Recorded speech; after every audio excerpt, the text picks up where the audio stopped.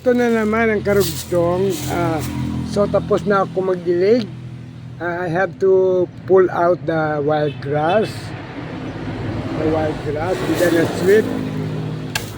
Kaya parang hindi maipon yung mga dahon. Marami. Ayan. Ginagawa ko. Sinusunod hanggat nandito ako. Sinusunod ko yan.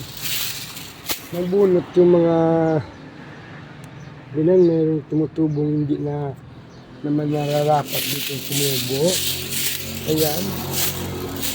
Kasi pag pinabayaan ito, dumadami ng dumadami. Pangit tignan. O yan o. Ayan. Kaya maganda sa isang bahay na malinis ang kapaligiran. Saka yung mga garden na masigla sa siramdam kapag malinis. Ayan o.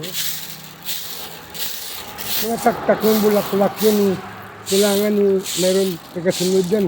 Kung pwede nga lang umaga at hapon yan. Sundin na sundin Kung ito lang talagang trabaho ko. Kaso hindi. Marami pa kong ginagawa. Kaya kung saan na lang din bandangan Ayan. Ito. Kasi malakas kasi yan magtaktak yung bulaklak yan. Ayan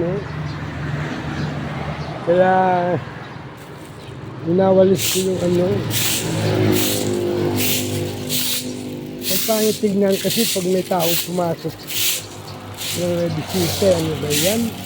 Nakakahiya. Ang ganda ng bahay pero ang dumi ng lawn. Saka hindi ayos yung mga halaman. Kailangan tanggalin ito. Nakakaya sa mga bisita.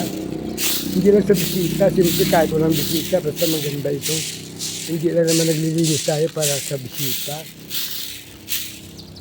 Baka kasi naglilinis para lang sa bisita. No. Ako hindi. Kahit na walang bisita. Hanggang may kaya pa ako kaya pa ng katawan ko, gagawin ko yan. Oo. Hindi ako ganun. Wala lang kasi akong ayan. Pero pa doon sa kabila ayan, wawalisin ko naman doon ulit. At saka uwi na ako pagkatapos kasi marami na rin akong doon na bahay na ipon na rin. Kaya nahati-hati ko lang yung oras ko. Dito lang naman, sabi lang naman niya, magdilig. Kung hindi ako makatiis, na hindi ko ito tatanggalin yung mga dahon na ito. Ayan. Ayan, kaya lilipat ako dun sa kabila mamaya-maya konti. Sige, okay, bye-bye.